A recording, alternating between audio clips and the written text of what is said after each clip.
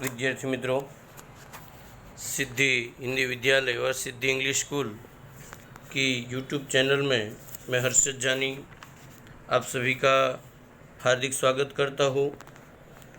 कक्षा 12वीं के अर्थशास्त्र विषय की शुरुआत करूँ उससे पहले एक सुंदर सा सुविचार। असफलता एक चुनौती है, उसे स्वीकार करो। क्या कमी रह गई है उसे देखो और सुधार करो। जब तक सफल ना हो नींद चैन त्यागो तुम, संघर्ष का मैदान छोड़कर मत भागो तुम। कुछ किए बिना जय जयकार नहीं होती, कोशिश करने वालों की कभी हार नहीं होती। ऑनलाइन एजुकेशन उसका एक भाग है कि आपको कोशिश करनी है कि इसी माध्यम से थोड़े समय के लिए आप लोगों को पढ़ना रहेगा। इसी सुंदर से सुविचार के साथ 1 मिनट की माता सरस्वती की प्रार्थना।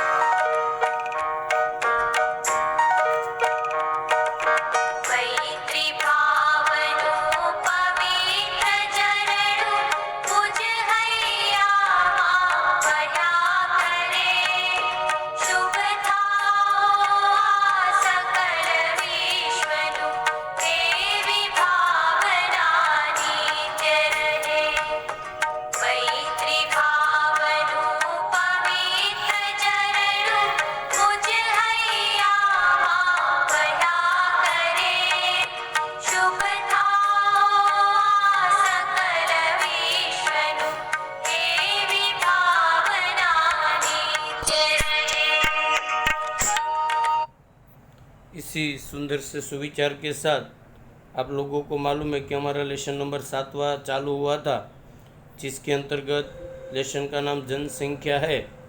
और वो जनसंख्या के संदर्भ में आने वाले जो मुद्दे हैं उसमें प्रस्तावना हमने पढ़ ली थी।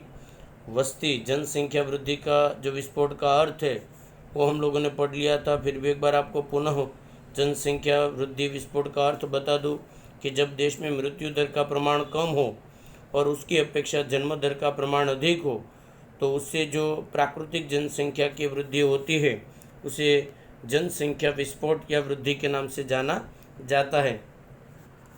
उसके बाद जो आप लोगों को 7.2 के मुद्दे हैं उसमें आपको केवल 3 ही मुद्दे पढ़ने हैं। ऐसे 5 मुद्दे हैं पर आप लोगों को 3 मुद्दे पढ़ने हैं। एक पहला मुद्दा पढ़ना है, तीसरा पढ़ना है और एक 5वां पढ़ना है। पहला, तीसरा और 5वां, ये 3 प्रकार के मुद्दे आप लोगों के कोर्स के अंतर्गत शामिल किए गए हैं। बाजू के चार्ट में जो आप लोगों को दूसरा और चौथा मुद्दा आप लोगों को दिया है वो आप लोगों को तैयारी करनी नहीं है और मैंने भी उसके वीडियो बनाए भी नहीं हैं। कल हम लोगों ने जो देखा था उसकी बात करूँ तो जनसंख्या वृद्धि का अर्थ हम लोगों ने देखा था। उसके अंतर्गत पेज नंबर 80 पर एक आप लोगों को तालिका दी थी। तालिका का चार्ट आप लोगों को किस तरह से बनाना था वो आलेख भी मैंने आप लोगों को कल बता दिया था। अब आलेख का विश्लेषण, तो विश्लेषण के अंतर्गत आप अपने मन से भी लिख सकते हो, जैसे मैंने 11वीं में आप लोगों को बताया था एक्स अक्ष, वाई अक्ष वगैरह वगैरह वगैरह, पर आप लोग अपने हिसाब से लिखोगे तो ये ज़्यादा सरलता से आपको याद रह जाएगा। फिर भी पहला विश्लेषण 1901 से लेकर 1921 की समयावधि के दौरान जनसंख्या वृद्धि का दर मंद रहा, अर्थात 1901 से 11 के बीच में 5.7% की दर से बढ़ोतरी हुई, जबकि 11 से लेकर 21 के दशक के दौरान जनसंख्या में -0.3% की कमी हुई। अब आपके मन में भी प्रश्न उपस्थित होंगे कि कमी क्यों हुई, तो कोष्टक में उसका जवाब आपको दिया हुआ है कि अकाल, अनेक रोग, कॉलेरा, प्लेग, क्षय, मलेरिया और इन्फ्लुएंजा जैसे रोग बढ़ने की वजह से देश में मृत्यु दर का प्रमाण बढ़ गया, जिसकी वजह से जनसंख्या वृद्धि नहीं हुई। तो ये समय को जो आप लोग देख रहे हो 1911 से 1921 का, ये भारत की जनसंख्या का सबसे महत्वपूर्ण समय, क्योंकि इसमें जनसंख्या वृद्धि नहीं हुई। दूसरा जो है 1921 के वर्ष को छोड़कर इसके पश्चात के वर्षों में भारत में अधिक जनसंख्या वृद्धि का दर ऊंचा रहा, अर्थात 21 के वर्ष को महान विभाजक वर्ष कहा जाता है। क्यों महान विभाजक? क्योंकि भारत के इतिहास में पहली बार ऐसा बना कि जहां पर जनसंख्या वृद्धि नहीं हुई। उनको 1921 के वर्ष को महाविभाजक वर्ष क्यों कहा जाता है? क्योंकि पहला भारत के इतिहास का ऐसा वर्ष रहा कि जिसमें जनसंख्या की वृद्धि नहीं हुई। क्यों? क्योंकि रोग, अकाल, प्राकृतिक आपदा वगैरह की वजह से। उसके बाद तीसरा जो टॉपिक है, 1951 में भारत में आयोजन का आरंभ हुआ। आयोजन काल के दौरान 1951 में देश की जनसंख्या 36.1 करोड़ थी, जो 5 दशकों में अर्थात 2001 तक 102.9 करोड़ जितनी हो गई, अर्थात 66.6 करोड़ जितनी वृद्धि हुई। चौथा मुद्दा, प्रवर्तमान समय में भारत में वार्षिक जनसंख्या का वृद्धि दर 170 लाख अर्थात लगभग 2 करोड़ के आजू बाजू की जनसंख्या का वृद्धि दर वार्षिक हमारा रहता है। पांचवा, विश्व में सबसे अधिक जनसंख्या वाला देश चीन है, जिसकी 134 करोड़ है, और भारत हमारा दूसरे क्रम पर आता है। और भारत की जनसंख्या 25.2 करोड़ थी, जो बढ़कर एक सदी के अंत तक मतलब 100 साल के अंतर्गत 2011 की बात करूँ तो 121.2 करोड़ हो गए। और चाइना भी कुछ एक समय में हमसे पीछे हो जाएगा, क्योंकि हम ये पहला क्रमांक भी प्राप्त कर लेंगे। जनसंख्या वृद्धि के संदर्भ में निष्णांत जो विद्वान है वो ऐसा अनुमान लगाते हैं कि 2000 के वर्ष तक देश की जनसंख्या 100 करोड़ के मतलब 2020 के वर्ष तक 100 मतलब 2000 तक तो 100 करोड़ का आंकड़ा ऑलरेडी पार हो चुका, वो सिद्ध हो गया। और 1997 के विश्व विकास रिपोर्ट के अनुसार भारत की जनसंख्या 93 करोड़ थी, और 2011 की जनगणना के अनुसार 2025 तक अगर आप जाओगे तो 139.98 करोड़ हो जाएगी। पेज नंबर 82 पर आपको इसकी जानकारी दी होगी। अब आगे का जो तीसरा टॉपिक आप लोगों को, पहला टॉपिक पूरा हो गया। अब जो तीसरा टॉपिक आएगा उसका नाम है 82, मतलब दूसरा जो आप लोगों को किताब में दिया है कि भारत में स्त्री और पुरुष की जनसंख्या, वो टॉपिक बोर्ड ने शामिल नहीं किया गया। तो तीसरा टॉपिक डायरी में पढ़ा रहा हूँ कि देश की जनसंख्या भारत में जाति प्रमाण, तो व्याख्या लिख लीजिएगा। जाति प्रमाण अर्थात क्या?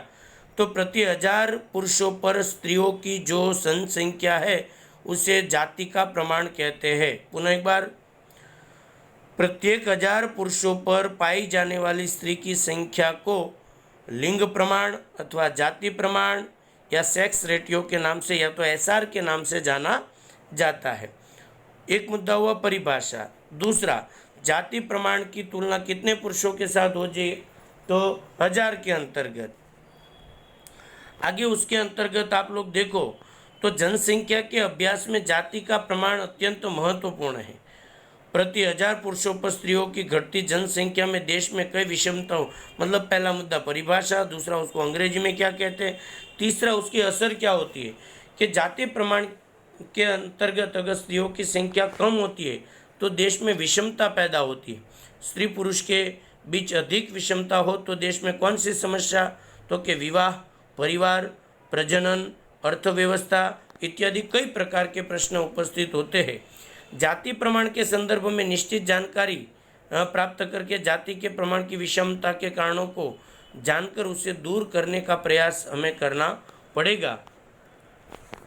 4-5 मुद्दे हुए, आगे और दिए हैं। उसके अंतर्गत यदि मानो के कई विकसित देशों में अगर बात करो तो कई विकसित देशों के अंतर्गत स्त्री पुरुष का जो जाति का प्रमाण है का प्रमाण 1000 से अधिक होता है। मतलब खासकर केरल की बात करूँ भारत में ही, तो केरल में प्रति 1000 पुरुषों पर 2011 के अंतर्गत 1084 स्त्रियां पाई जाती है। स्त्री पुरुष के विषमता के लिए कौन कौन से कारण जवाबदार है?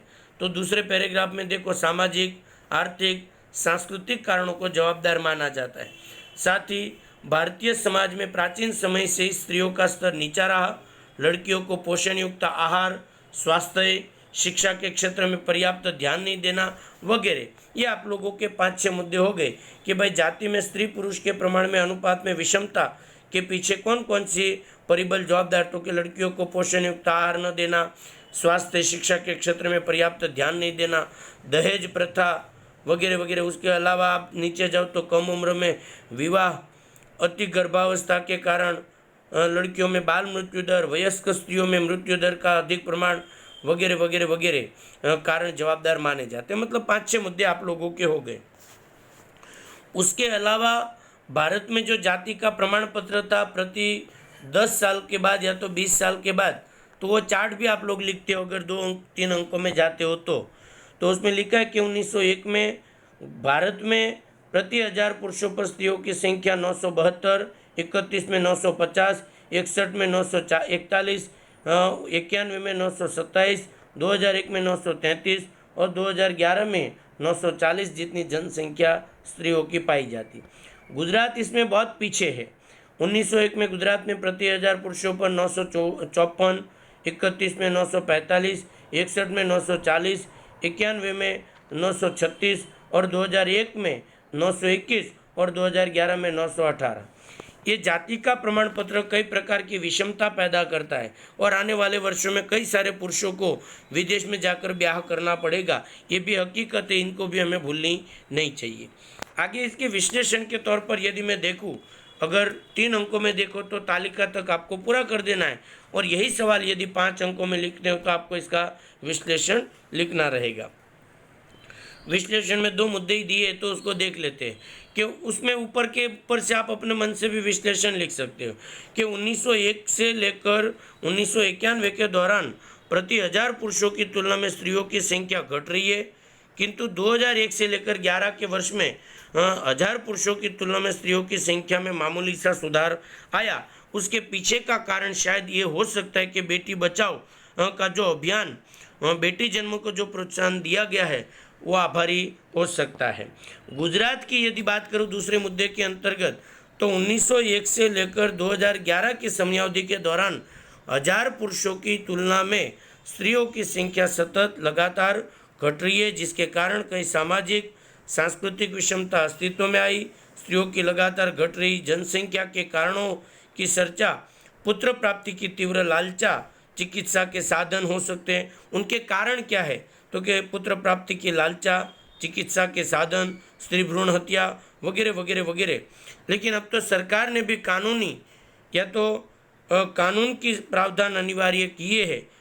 कानून का अमल ज़्यादातर सरकारी कागजों पर ही हुआ है।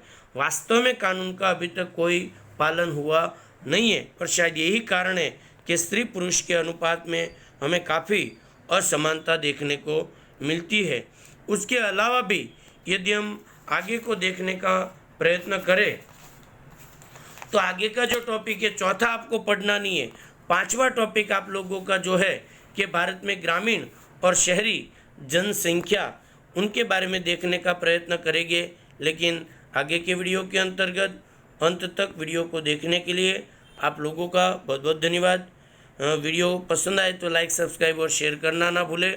वीडियो से रिलेटेड कोई मुद्दों को लेकर कोई भी प्रकार की इंक्वायरी हो तो मैं हर्षद जानी, मेरा संपर्क नंबर 9825581539 पर आप फ़ोन करके आप कोई भी क्वायरी प्राप्त कर सकते हैं। बहुत बहुत धन्यवाद। जय हिंद, जय भारत, वंदे मातरम। धन्यवाद।